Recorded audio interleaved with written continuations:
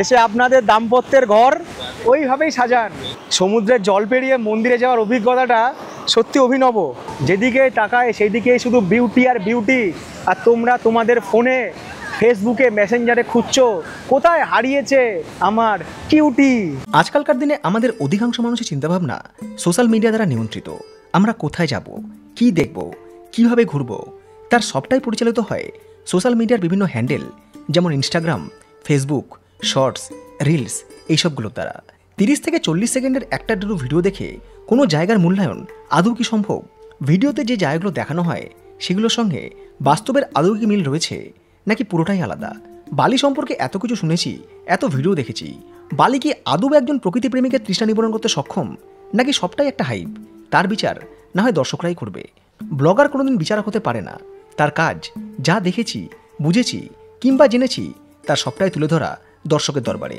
এমনই কিছু অভিজ্ঞতা সঞ্চয়নে 9 জুলাই সকালে শুরু হলো আমাদের জার্নি বালি থেকে উবুদের পথে। উবুদ বালি আইল্যান্ডের মধ্যভাগ, যে জায়গাকে বেস করে বিভিন্ন দিকে সাইট সিইং বা ওয়ান ডে ট্রিপগুলো করা যায়। এবারের বালি ট্রিপের শেষ 2 দিন এবং 2 রাত আমরা উবুদে রেখেছিলাম। সুবিধা, অসুবিধা, food, accommodation, tourist attraction point সবকিছু নিয়ে বিস্তারিত আলোচনা করব আজকের এই পর্বে। 9 জুলাই 2024 বালির সময় ঠিক সকাল 8টা। আজকে আমরা তাড়াতাড়ি বেরিয়ে পড়েছি। আজকে আমরা এই ছাঙ্গু থেকে ট্রান্সফার হচ্ছে উবুদে। এই ছাঙ্গু থেকে উবুদ যাওয়ার পথে আমরা বেশ কিছু সাইট সিন রয়েছে, সেগুলো দেখবো। মানে পুরো দিনের প্ল্যান বা পুরো বেলার প্ল্যান বলা যেতে পারে। এর জন্য আমরা এই গাড়িটা আর কি রেন্ট নিয়েছি 10 ঘন্টার জন্য।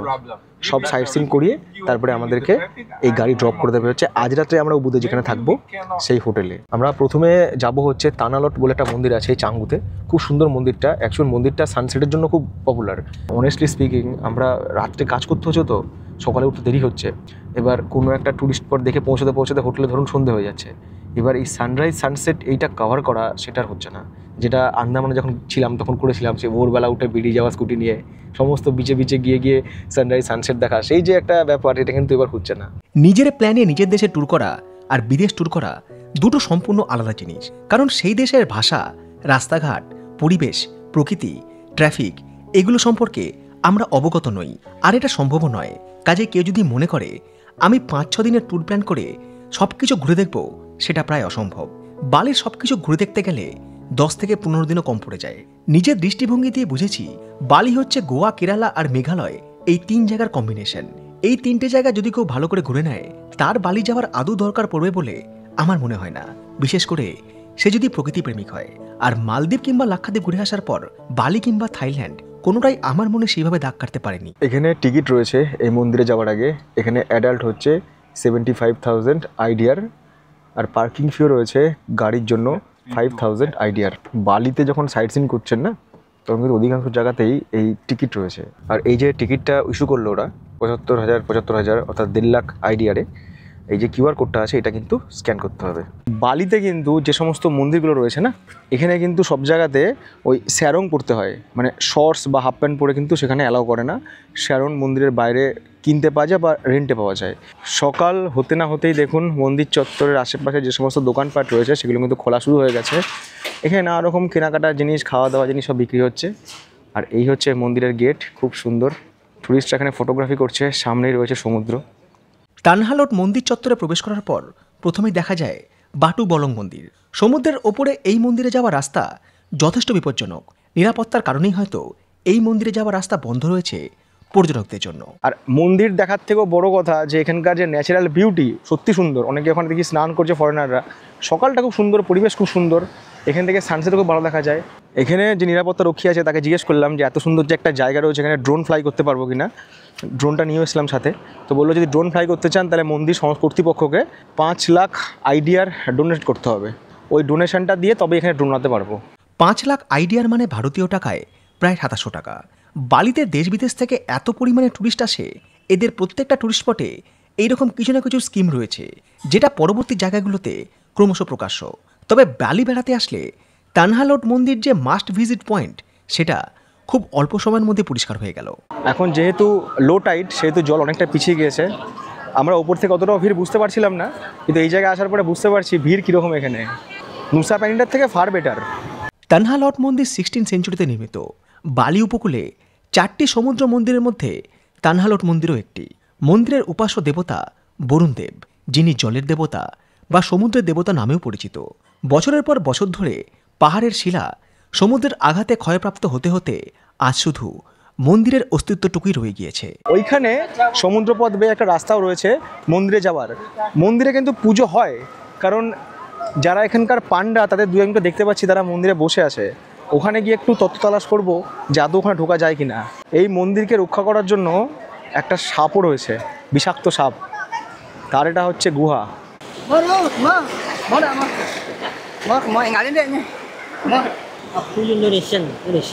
ওকে, মানি হ্যাঁ, মানি।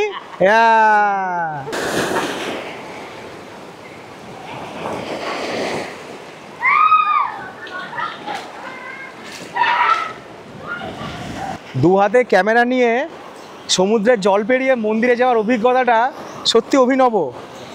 আমরা পাহাড়ি নদী যখন পেরোই তখন যে অনুভূতিটা হয়, এই অনুভূতি ঠিক সেরকম। এখন জল কম আছে বলে পার করে চলে এলাম। জল যখন বেড়ে যাবে, মানে যখন হাই টাইড হবে, তখন কিন্তু এখানে আসাটা ইম্পসিবল। এই দিক থেকে ঢেউ আসছে, আবার ওই দিক থেকেও ঢেউ আসছে।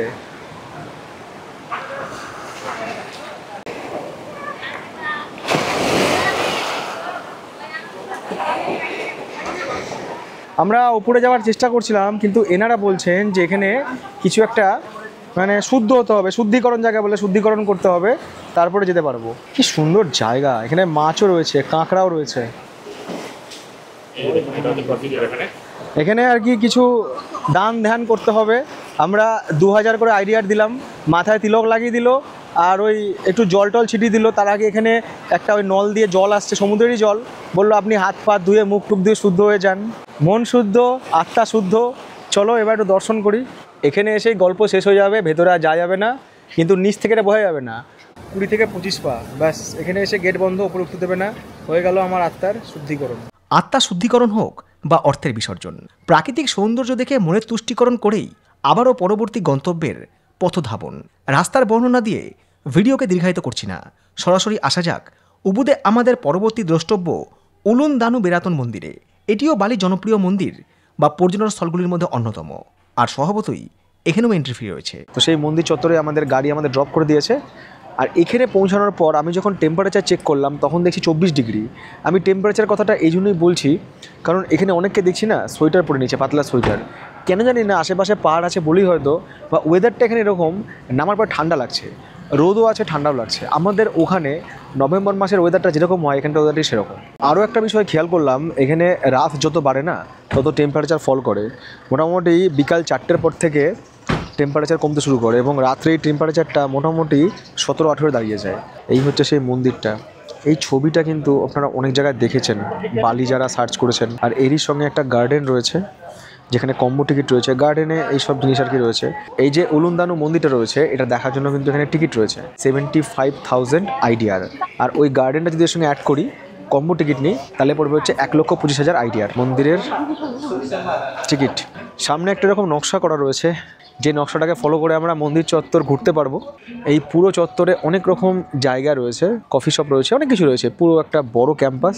ইন্দোনেশিয়ান ফুড সহযোগে মন্দির ক্যাম্পাসে বুফে লাঞ্চ করার ব্যবস্থাও রয়েছে। এখানে ইন্দোনেশিয়ান ফুড রয়েছে, তার জন্য যেটা এখানকার কস্ট সেটা বলা হচ্ছে 1,21,00,000 আইডিয়ার। নুসা পেনিদাতে গিয়ে আমি একটু হতাশই হয়েছিলাম। মানে আমি বলেছিলাম ওখানে যে যারা ইউথ জেনারেশন তাদের জন্য ঠিক আছে, প্রচুর অ্যাডভেঞ্চার ওখানে, প্রচুর ওঠানামা, অনেক দূর দূর রাস্তা। বাট যারা মিডল এজ বা সিনিয়র সিটিজেন বা যারা ফ্যামিলি ট্রিপ করবেন, তাদের জন্য কিন্তু আজকে যে জায়গাগুলো আমি দেখাচ্ছি আপনাদেরকে বা আমি দেখছি, সেগুলো কিন্তু একদম পারফেক্ট। আমি জানি না, আজকাল মানুষের মধ্যে একটা ট্রেন্ডিং চলে এসছে, কোনো জায়গা দেখার থেকে, বোঝার থেকে, সেখানে গিয়ে ছবি না তুলতে পারলে মানে যেন আত্মার শান্তি হয় না। আকাশে কত সুন্দর মেঘ ভেসে বেড়াচ্ছে, কখনো ঠান্ডা হাওয়া দিচ্ছে, কখনো হালকা গরম লাগছে, দূরে ওই পাহাড়ের মাথায় মেঘ জমেছে, অনুভব করতে সব কিছুকে।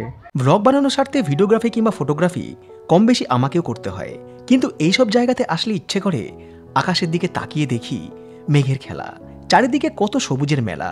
মন হারিয়ে যায় সেই ছোট্টবেলায়, যখন শীতকালে বাড়ির উঠোনে সজনে গাছের ছায়াতে দিদার কোলে মাথা রেখে ঘুমিয়ে যেতাম। ঘুমের মধ্যে শুনতে পেতাম কত রকম পাখির ডাক। ভাগ্যিস সেদিন স্মার্টফোনের জন্ম হয়নি, না হলে শৈশব আর প্রকৃতি এই দুটো ব্যাপারের সাথে কোনোদিনই একাত্ম হতে পারতাম না। আমি ঝোপ জঙ্গল খুঁজছি শুধু একটু কোণে বসার জন্য, কি করে সিনেমাটিক ফুটেজগুলো পাবো। চারিদিকে এত ভিড় এত ভিড়, আর সবাই বলছে একটা ছবি তুলে দিন তো, একা একা ঘুরলে যা হয়, ছবি তুলে দিন তো। দাঁড়া, আমিও বান্ধবী নিয়ে আসবো একদিন।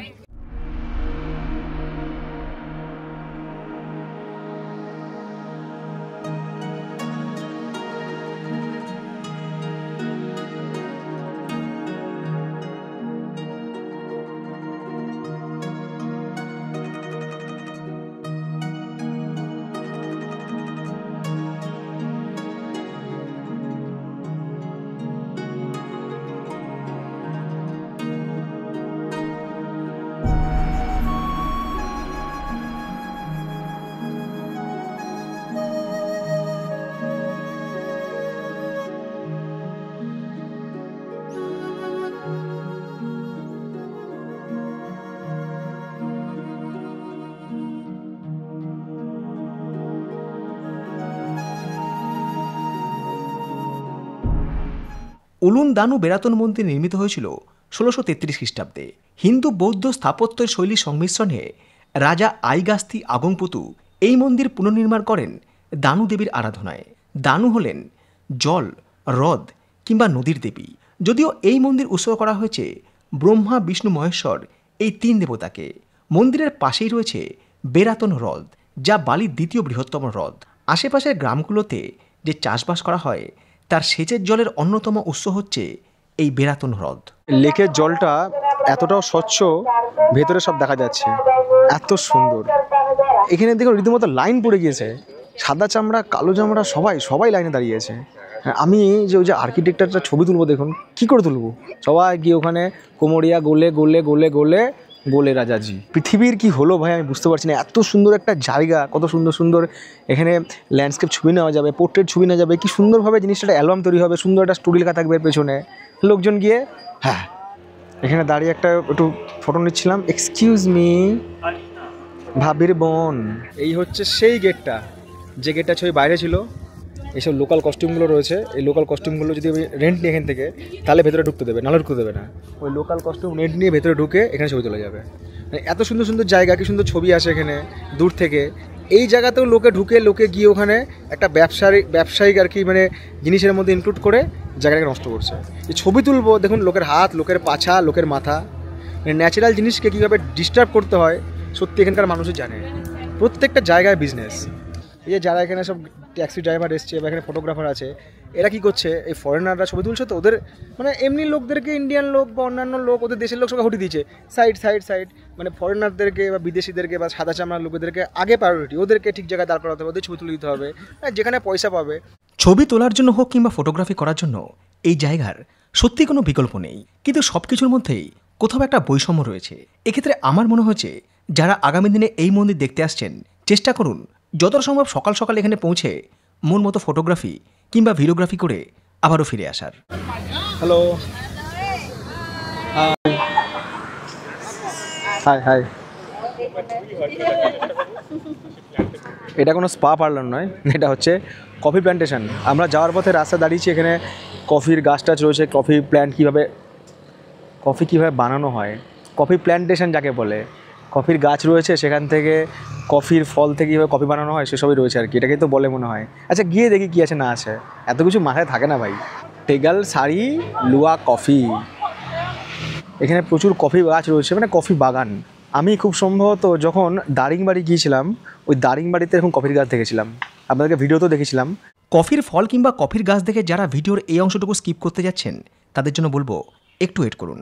আমি হয়তো প্রথম দিকে এই জায়গাটা নিয়ে খুব একটা ইন্টারেস্ট পাইনি, কিন্তু পরে যখন পুরো গল্পটা জানলাম ইন্টারেস্ট বেড়েও গেল, আর এমন কিছু জানলাম যেটা আগে কোনোদিনই জানতাম না। মানে আমরা যে আইসক্রিম খাই ভ্যানিলার যে একটা ফ্লেভার, সেই ভ্যানিলাটা গাছ। ওহো, নতুন জিনিস দেখলাম ভাই। ওই যে ফলগুলো, ওগুলো কোকো গাছ। হ্যাঁ, ওগুলো দিয়ে চকলেট হয়, খুব খুব তিতো টাইপের খেতে হয় ওগুলো। হ্যাঁ, ডার্ক চকলেট টাইপের। হ্যাঁ, প্রথমে প্রসেস করার পর ওগুলো ওরকমই হয়। বাহ, ভ্যানিলা দেখলাম, কোকো দেখলাম, কফি দেখলাম। নেক্সট, হ্যাঁ কাঁঠাল গাছ, জ্যাকফ্রুট, হ্যাঁ কাঁঠাল গাছ। বিকট গন্ধ, আমি তো খাই না কোনো কালে। And this is the spices. If you like cooking, I think you know that. That's clove. What you call in your country, clove. That's a spices. Clove. লবঙ্গ? হ্যাঁ, লবঙ্গ অন্য ফর্মে এটা। What you call lomongo. লবঙ্গ লবঙ্গ লবঙ্গ এগুলো আমাদের ওখানে বলা হচ্ছে লবঙ্গ। That's clove. This is the we can smell the leaf. ইয়া হ্যাঁ Yes. লবঙ্গ গাছ। The peppercorn, white and black pepper. গোলমরিচ? White and black pepper. Black pepper. কফির বাগানে ঘুরতে ঘুরতে বড় বড় খাঁচার মধ্যে এই অদ্ভুত দর্শন জন্তুটাকে দেখে কেমন জানি না মনে খটকা লাগলো। এদেরকে জিজ্ঞেস করে জানলাম এই প্রাণীটার নাম হচ্ছে লুয়াক, আর লুয়াকের সাথে এই কফি গাছ বা কফি বাগানের সম্পর্কটা কোথায়, এবার সেটা আপনাদের ব্যাখ্যা করে বলি। এইবার বুঝলাম যে কফি লুয়াকের গল্পটা কি। এই প্রাণীটাকে বলা হচ্ছে লুয়াক, আমি প্রথম কখনো দেখিনি। হ্যাঁ, এটাকে বলা হচ্ছে লুয়াক। তো এই যে কফি বিনসগুলো আছে না, এগুলো যখন পেকে যায়, লাল হয়ে যায়, তখন এই লুয়াককে ওরা খাওয়ায়। লুয়াক সারা রাত খেয়ে বেড়ায়, দিনের বেলা ঘুমায়। তো ওই লুয়াক খাবার পরে, ফলটা খাওয়ার পরে বীজটা, ফলের যে বীজ, সেটা ওদের হজম হয় না, ওটা ওদের পায়খানার সঙ্গে বেরিয়ে যায়। তখন সেটা ওরা কালেক্ট করে এবং তারপরে লুয়াক কফি বানায়। 1 kilo 1 hour. Yes. After roasting like this, we crush it to make it powder. This we ground it. Okay Put in here. This. ওকে, ছাকনায় ছেঁকে নিচ্ছে। So finally ready to drink. Ready to put boil water now. You can smell. You smell coffee Wow. now? Nice Excuse me. Nice nice nice. That's nice. ready to put hot water. Ready to drink. পানিটা এরকম পায়খানা করার পরে এগুলো ওরা collection করে, and you collect it And then already collect. and Process. We clean process. first. First clean, Yes. Then process, This is clean. After clean. Yeah, and then already clean, dry with the sun, and then already dry. We open the skin one by one to make it clean. Next, we take only the coffee, come like this, become like this. and then same process must be roasted Same 1 kilo 1 hour. 1 kilo 1 hour. Yes. এটা কিন্তু কখনো আগে দেখিনি, জানি না আপনারা দেখেছেন কিনা, আমি তো কখনো দেখিনি। কি সুন্দর কফি, স্মেলটা কত সুন্দর। এইটা হচ্ছে লুয়াক কফি। এইটা টেস্ট করার জন্য আমাদের পে করতে হবে হচ্ছে 50,000 থ্যাংক ইউ সো মাচ। 50,000 আইডিয়ার। আর যদি আমি বাড়ির জন্য নিয়ে যাই 100 গ্রাম, তাহলে পড়বে হচ্ছে ভারতীয় টাকায় প্রায় 1900 টাকা। এই সেই 50,000 আইডিয়ারের কফি আমরা শেয়ার করে নিলাম, ঠিক আছে। মারাত্মক স্ট্রং, মারাত্মক। Stronger I guess. পথের দুই ধারের প্রাকৃতিক দৃশ্য দেখতে দেখতে আমরা প্রায় চলে এসেছি উবুদের ওয়েস্ট সাইড বা পশ্চিম দিকে। এখানে আরও একটা মন্দির রয়েছে, এটা হচ্ছে তামাং আয়ুন মন্দির। আর এখানে কিন্তু প্রত্যেকটা মন্দিরে এইরকম গেট কিন্তু কমন। একটা অন্যরকম শান্তি আছে এই মন্দিরগুলোতে। এখানেও টিকিট কাউন্টার রয়েছে, একবার দেখে নিই কত করে টিকিট। 30,000 per person. বালিতে কিন্তু প্রত্যেকটা ট্যুরিস্ট স্পটেই টিকিট রয়েছে। আমি টিকিটের প্রাইসগুলো লিখে দিচ্ছি আইডিআর এবং আইএনআরে।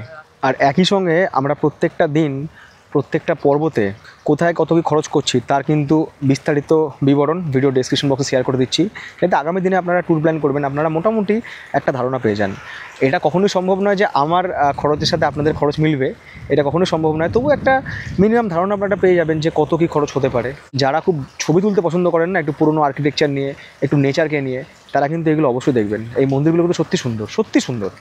এখানে লেখা আছে ঘাসে পা দেবেন না। হ্যাঁ, আমি তো চলে গেছি ওইখানে ঘুরে বেড়াচ্ছিলাম, পরে এখানে দেখলাম, আমাকে সৌরদীপ বললো যে দেখো ওখানে লেখা আছে ঘাসে পা দেবেন না। এবার ওখানে যে ল্যাঙ্গুয়েজটা লেখা আছে ওটা তো ওদের ভাষায়, আমি তো বুঝতে পারছি না, শুধু অ্যাটেনশন দেখতে পাচ্ছি। তারপরে দেখলাম ওখানে মানুষের একটা পা, সেটাকে কাটা ঘাসের উপর দেওয়া। তামান আয়ুন, যার অর্থ সুন্দর বাগান, এটি বালির দ্বিতীয় বৃহত্তম মন্দির। এই মন্দিরে হিন্দু দেবদেবীর পাশাপাশি মেং ওই রাজবংশের পূর্বপুরুষদেরও পূজা অর্চনা করা হয়। একই সঙ্গে এই তামান আয়ুং মন্দির ইউনেস্কো ওয়ার্ল্ড হেরিটেজ সাইটের তকমাপ্রাপ্ত।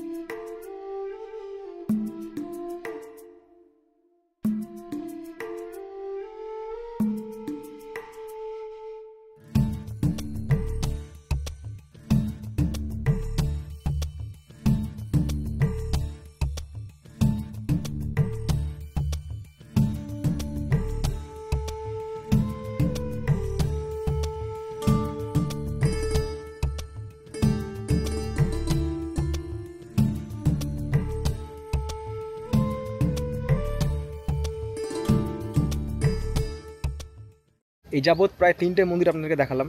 একটা কথা আপনাদের হয়তো ক্লিয়ার হয়ে গিয়েছে, সবইগুলো অ্যানশিয়েন্ট পিরিয়ডের, ভেতরে কাউকে ঢুকতে দেবে না, সব কিছু বাইরে থেকে। কিন্তু এখানকার যা অ্যাম্বিয়েন্স বা এখানকার যা পরিবেশ, ছবি তোলার জন্য, ভিডিও করার জন্য সত্যি সত্যি সুন্দর। ঠিক এই কারণে যেখানে আমাদের 10 মিনিট দিলে হয়তো এনাফ, আমাদের সেখানে টাইম যাচ্ছে প্রায় আধ ঘন্টার উপরে। মানে এই মন্দিরের পরিবেশগুলো এত সুন্দর না, আর ফাঁকা ফাঁকা তো, এদিকটা তো ভিড়ভাড় নেই। এই প্রকৃতি, গাছপালা, সবুজ, পাখির ডাক, আকাশ, ঘুড়ি, মাঝে মধ্যে প্লেনের শব্দ, এত সুন্দর। আর তার মধ্যে এইসব অ্যানশিয়েন্ট আর্কিটেকচারগুলো, মানে অন্য ভাবধারার মন্দির তো সত্যি মনটা ভালো করে দিচ্ছে। মানে কাল অবধি আমি বলছিলাম বালি ভালো লাগছে না, কালকে নুসা পেনিডায় গিয়ে, কিন্তু আজকে সত্যি বলছি যে ভালো, খুবই সুন্দর বালি। দুজনে আসুন, 3 জনে আসুন, ফ্যামিলি নিয়ে আসুন, ভালো লাগবে। তবে মন্দির অনেক দেখলাম, এরপরে আমরা যাব এখানকার একটা ওয়াটারফলস দেখতে। সেখানেও শুনেছি যে লাইন পড়ে ছবি তোলার জন্য, এতই সুন্দর নাকি সেই ওয়াটারফলস, তো সেখানেও যাব। আর নতুন করে কিছু বলার নেই, ভিডিও ভালো লাগলে ভিডিওকে লাইক করবেন, শেয়ার করবেন, আর সঙ্গে থাকবেন, কারণ পৃথিবী দেখাবো এই প্রমিসটাই করেছিলাম, আর সেই চেষ্টায় কিন্তু করে চলেছি অবিরত। এখন সময় 3:06, আমাদের জার্নি চলবে। আমাদের এনার্জি যদিও শেষ হয়নি, এনার্জি প্রচুর রয়েছে, কিন্তু আমাদের যে সমস্ত device like camera, phone, drone, এদের ব্যাটারি প্রায় শেষের দিকে, তো এদেরকে চার্জ করতে হবে। আমরা এসে পৌঁছালাম উবুদের অন্যতম জনপ্রিয় ওয়াটারফল তেগে নুনগানের এন্ট্রি পয়েন্টে। যথারীতি এই ওয়াটারফলস দেখার জন্য এন্ট্রি ফি রয়েছে, একই সঙ্গে রয়েছে ট্যুরিস্টদের ভিড়। এখানে করতে হবে চেকিং টিকিট, ওই যে আমরা টিকিট কাটলাম সেটা এখানে এটা চেক করবে। আমি দেখবো এখানে যে কী এমন ওয়াটারফলস রয়েছে যার জন্য এত ভিড়। আমি তো ওয়াটারফলস প্রচুর দেখেছি, কদিন আগে আপনারা যারা আমার জবলপুরে ভিডিও দেখেছেন সেখানে ধোঁয়াধার ওয়াটারফলস আমাদের দেখিয়েছি, সেখানেও এত ভিড় নেই, এখানে যা ভিড়। প্লাস ছবি তোলার জন্য এখানে ঘন্টার পর ঘন্টা লাইন দিতে হয়। ওই যে ওখানে রয়েছে ওয়াটারফলস, এই ওয়াটারফলস দেখার জন্য এত ভিড়। মেঘালয়ে তো এর থেকে দারুণ দারুণ ওয়াটারফলস আছে ভাই, এরা কি মেঘালয়ে যায়নি নাকি এখানকার লোকজন? আমাদের দেশে যা নেচার আছে সেটা কোথাও নেই, তাও আমাদেরকে বিদেশে বেড়াতে আসতে হয় বিদেশি জিনিসপত্র দেখার জন্য। বিশেষ করে আমি যেটা জোর দিই, কী বলুন তো, ট্রান্সপোর্ট। আমাকে অনেকে বলে আপনি শুধু ট্রেন দেখান, বাস দেখান, গাড়ি দেখান, আর কিছু দেখান না। আপনি মন্দিরের কথাই বলুন, আপনি নেচারের কথাই বলুন, আপনি কাশ্মীরের বরফ বলুন বা কন্যাকুমারী বলুন, ইন্ডিয়াতে যা আছে না পৃথিবীর কোনো দেশে সব নেই। আমি আসি মেনলি এখানকার ট্রান্সপোর্ট, ট্রেন, বাস, এখানকার জীবনযাত্রা, খাবার দাবার, এসব কভার করতে, সত্যি কথা বলছি। বাট নেচার যদি কথা বলি, আমাদের ইন্ডিয়াতে যা আছে খুব কম জায়গাতে এরকম আছে। হ্যাঁ, সেসব ব্লগ আমরা আবার দেখি না, আমরা আবার বিয়ে বাড়ির ব্লগ দেখি। এখন যদি আমি একটা ব্লগ বানাতাম এরকম যে আমার বিয়েতে আমি কি গয়না কিনলাম, প্রচুর লোক দেখতো। আর এই সব দেখে দেখে না মানুষের চিন্তাভাবনাটা হয়ে গেছে ঘরোয়া। আমাদের জানার ইচ্ছাও নাই, আমরা জানতেও চাই না, আমাদের এই ব্রেনটাকে আমরা আপগ্রেডও করি না, কিছুই করি না। আমাদের চিন্তাভাবনা ওইখানে শুরু, ওখানে শেষ হয়ে যায়। আরও একটা বিষয় রয়েছে, সেটা হলো প্রচার। ফরেন কান্ট্রিগুলো তাদের ট্যুরিজমকে নিয়ে যেভাবে প্রচার বা পাবলিসিটি করে, আমাদের দেশ হয়তো সেই জায়গাতে 20%ও করে না। বিশেষ করে আমাদের নর্থ ইস্টের কথাই ধরে নিন, যে লেভেলে দার্জিলিং কিংবা সিকিম জনপ্রিয় হয়েছে, সেই লেভেলে কেন নর্থ ইস্ট জনপ্রিয় হতে পারেনি? বালির ভিডিও দেখার পর আমার চ্যানেলের প্লেলিস্ট থেকে মেঘালয় সিরিজের ভিডিওগুলো দেখবেন, তাহলে এর উত্তর আপনারাই পেয়ে যাবেন। ওই ওপরে দোলনাও রয়েছে ছবি তোলার জন্য, সব টুরিস্টরা ওখানেই যাচ্ছে, ওখানে গিয়ে ফটোগ্রাফি করছে। আর এই ঝর্ণা থেকে যে নদী তৈরি হয়েছে সেটা বয়ে যাচ্ছে এই দিক দিয়ে, জঙ্গলের মধ্যে দিয়ে। আর ওই ওপরে একটা দেখুন ব্রিজও রয়েছে। এই জায়গায় একটু সাবধানে হাঁটতে হবে, কারণ এখানে রাস্তাঘাট বেশ পিছল। এইটা কিন্তু ইউনিক জিনিস, এখানে যে বাচ্চাগুলো স্নান করছে এটা সত্যি সুন্দর, দেখার মতো। এই হচ্ছে সেই ওয়াটারফলস যার জন্য এত লাইন, যার জন্য এত ভিড়, যেটার এত চর্চা রয়েছে উবুদে। আর এই জায়গায় জলের এত ফোর্স না, জল উপর থেকে নিচে পড়ছে, সেই জলবিন্দু উড়ে আসছে। এখানে খানিকক্ষণ তাহলে এমনি আমি স্নান হয়ে যাব। আর যারা স্নান করতে চান তারা কিন্তু এখানে স্নান করতে পারবেন। চারিদিকে এত জল আর জল, আমার জলাতঙ্ক না হয়ে যায়।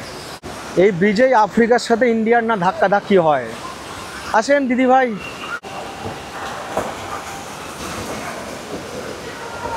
চাইলে এদিক দিয়ে গিয়ে ওই জায়গাতে ওঠা যাবে যেখান থেকে ওয়াটারফলসটা আর কি আসছে, ওই নদীটাকে ওখানে গিয়ে দেখা যাবে। এখন এখানে জল কম, অন্যান্য সময় মনে হয় জল এখানে প্রচুর থাকে। পার্টনার,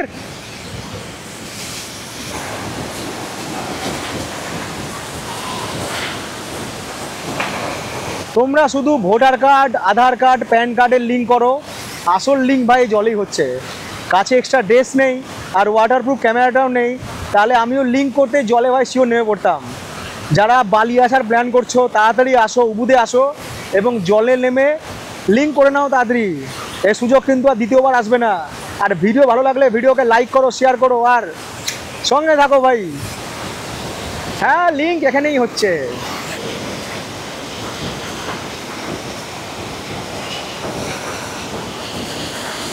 যারা মনে করছেন বালিতে হানিমুনে আসবো, বেশি না ভাবনা চিন্তা করে চলে আসুন, এসে আপনাদের দাম্পত্যের ঘর ওইভাবেই সাজান। ওই যে কাপেলরা রয়েছে ওরা দাম্পত্যের ঘর সাজাচ্ছে, ভবিষ্যতের ঘর সাজাচ্ছে, আপনারাও আসুন, আপনারাও সাজান, জলে ঝাঁপ দেন, মজা করুন, একটা ভালো মেমোরি নিয়ে সঙ্গে ফিরুন।